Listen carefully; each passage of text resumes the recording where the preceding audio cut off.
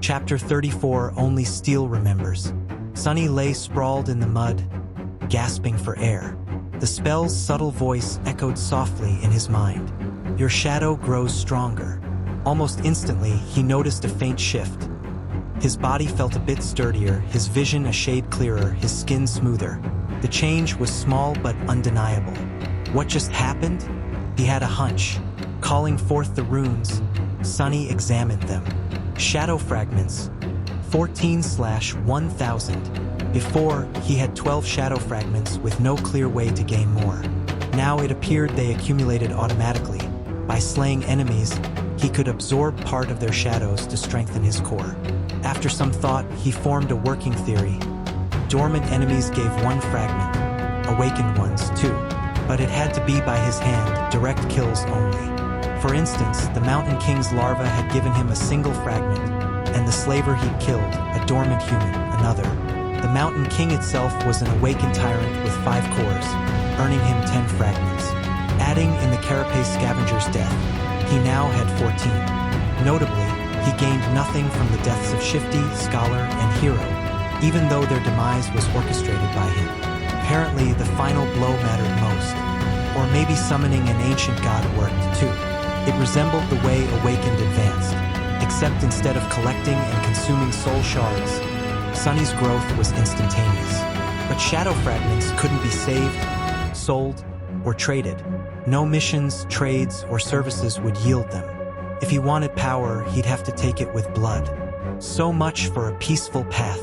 Some Awakened never even left their citadels, taking up jobs and trading soul shards to grow stronger.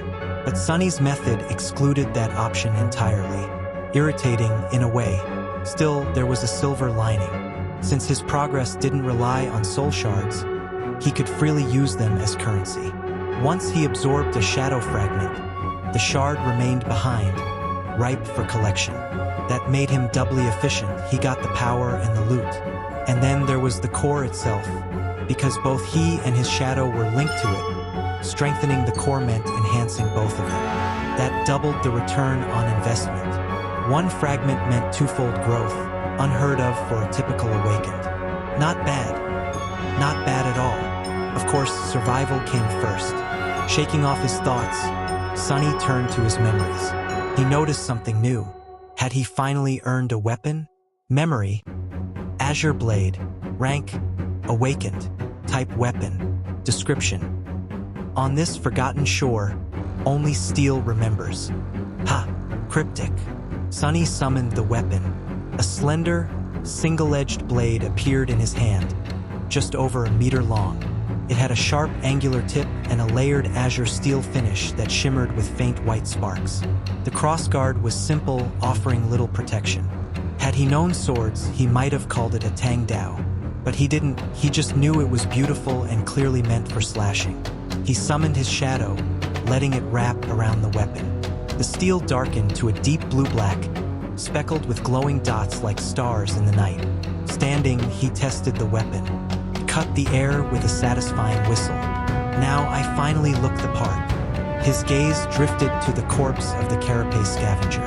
Time for the unpleasant part. Eventually, he cracked the shell open, slicing out pink strips of meat. He also retrieved the radiant crystal from the creature's chest, a soul shard. He tried absorbing it, but as expected, nothing happened. Totally useless to me directly.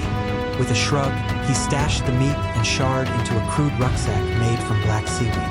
Then he glanced toward the sun. It was still early. He might make it to the far hill before the tide returned. Assuming his injured leg didn't slow him too much. Gritting his teeth, he limped forward. Time passed. The pain was constant, and navigating the coral labyrinth grew harder the deeper he went. Paths twisted, looped, and backtracked on themselves. Even with the shadow's guidance, he often had to retrace his steps. Crap, crap, crap. If things didn't improve, he wouldn't make it. And that meant the sea would reclaim him. Refusing to panic, Sunny pressed on, careful not to make missteps. A single mistake could cost him everything, either in time or in blood. Damn it all! Then his shadow noticed something that stopped him in his tracks.